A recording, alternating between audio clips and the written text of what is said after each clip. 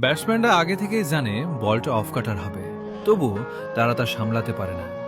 Cricket বিশ্বের সেরা ব্যাটারদের জন্য মুস্তাফিজুর রহমান এক অমীমাংসিত রহস্য। কেন এই বাঁহাতি পেসারের বল মোকাবিলা করা আজও বিশ্বের অন্যতম কঠিন চ্যালেঞ্জ? চলুন দেখে নিন। মুস্তাফিজের পেস এবং স্লোয়ারের গতির পার্থক্যের মধ্যে লুকিয়ে থাকে তার আসল জাদু। কোনো বল ১৩৫ কিলোমিটার গতিতে আসে, আবার ঠিক পরের বলটি ১১৫ কিলোমিটারে। ব্যাটসম্যানের টাইমিং পুরোপুরি এলোমেলো করে দিতে তিনি সিদ্ধহস্ত। কাটারগুলো পিছে পড়ে যেভাবে টার্ন করে, তা যেন অদৃশ্য কোনো শক্তির খেলা। সময় বদলেছে, মুস্তাফিজও নিজেকে বদলেছেন। শুরুর দিকে সেই দুরন্ত গতি থেকে নিজেকে রূপান্তরিত করেছেন একজন ডেথ ওভার স্পেশালিস্টে। আইপিএল থেকে শুরু করে বিশ্বের বড় বড় সব টি-20 লিগ, সবখানেই তার কদর। বিপদের মুখে যখনই দলের উইকেট প্রয়োজন, তখনই মুস্তাফিজের ওপর ভরসা রাখাটাই এখন এক অলিখিত নিয়ম।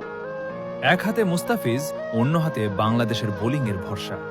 তার প্রতিটি উইকেট নেওয়ার ভঙ্গি এবং সেই বিনয়ী হাসি বাংলাদেশ ক্রিকেটের লড়াকু মানসিকতারই প্রতিফলন। মুস্তাফিজ মানেই কেবল একজন বোলার নন, তিনি প্রতিপক্ষের ব্যাটসম্যানদের জন্য একটা পুরো ইনিংস জুড়ে এক কঠিন পরীক্ষা।